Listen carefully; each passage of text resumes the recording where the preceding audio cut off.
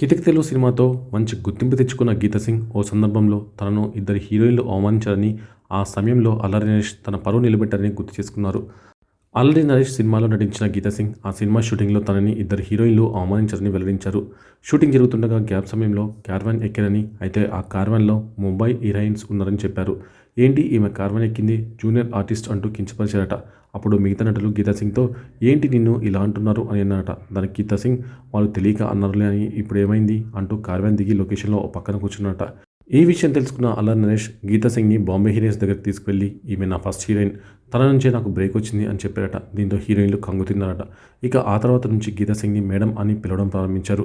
నరేష్కి అసలు తన గురించి బాంబే హీరోయిన్స్ దగ్గర చెప్పాల్సిన అవసరం లేకపోయినా చెప్పారని, అదే నరేష్కి ఉన్న గొప్ప లక్షణం అని చెప్పింది గీతా సింగ్. ఇక ప్రస్తుతం తనకు అవకాశాలు లేవని, దర్శక నిర్మాతలు అవకాశాలు ఇవ్వాలని కోరుకున్నారు. ఇక ఆమె జీవితంలో ఎదురైన చేదు అనుభవాలను కూడా గుర్తు చేసుకున్నారు.